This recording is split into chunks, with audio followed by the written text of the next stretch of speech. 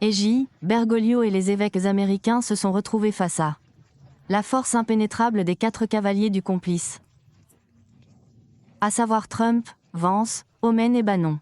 Et voilà, les recettes chutent si vite, Steve, qu'il est très difficile de les contrôler. Concentrons-nous sur 2014, lorsque le conseiller ecclésiastique spécial de Biden auprès d'Obama, nul autre que le démon, le cardinal Ted McCarrick, a été impliqué dans la première invasion d'enfants mineurs non accompagnés à la frontière sud.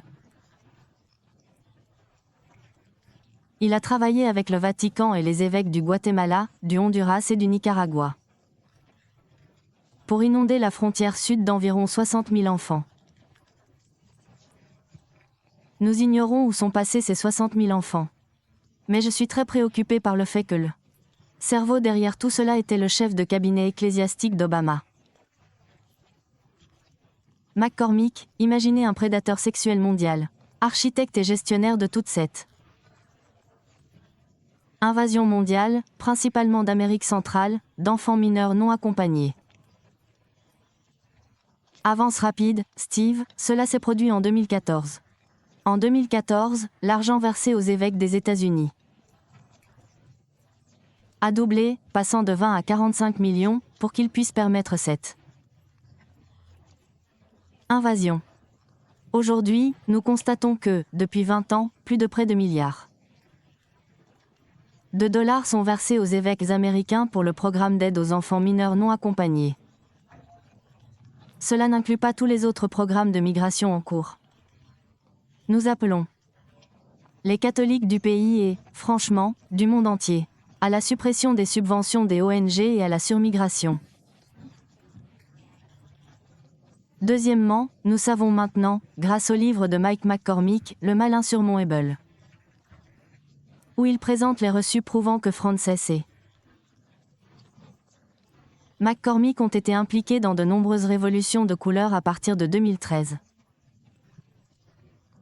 McCarrick a également été profondément impliqué dans la gestion du placement de Jorge Bergoglio comme prétendu pape de l'Église catholique. Nous exigeons maintenant que le Doge et le gouvernement Trump vérifient tous les documents relatifs à ce qu'ils ont appelé le « printemps catholique ». Une révolution de couleur visant à déplacer et à éliminer le pire cauchemar mondialiste. Et qui était le pire cauchemar?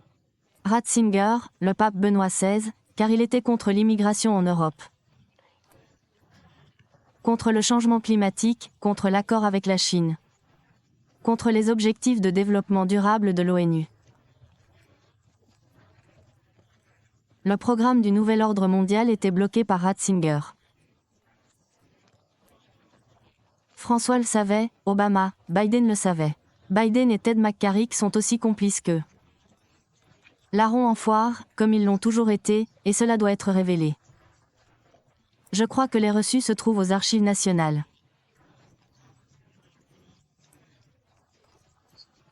Je crois que nous devons aller au fond des choses, car Steve, si nous pouvons montrer ce que je dis depuis 2017, si nous pouvons montrer que ce démon, ce prédateur sexuel mondial est l'administration Obama, ont conspiré pour faire pression sur Benoît XVI, ainsi que sur d'autres gouvernements que je suis sûr de quitter, pour mettre en place cette outil mondialiste. Alors nous avons totalement délégitimé la papauté de François et, chose intéressante, comme je l'ai dit, les reçus chutent rapidement. Hier, l'archevêque, nous le savons tous dans l'émission, a appelé la CIA à enquêter sur ces accusations. Nous allons donc en savoir plus à ce sujet. Steve, j'ai des reçus concernant ce qui s'est passé en 2013.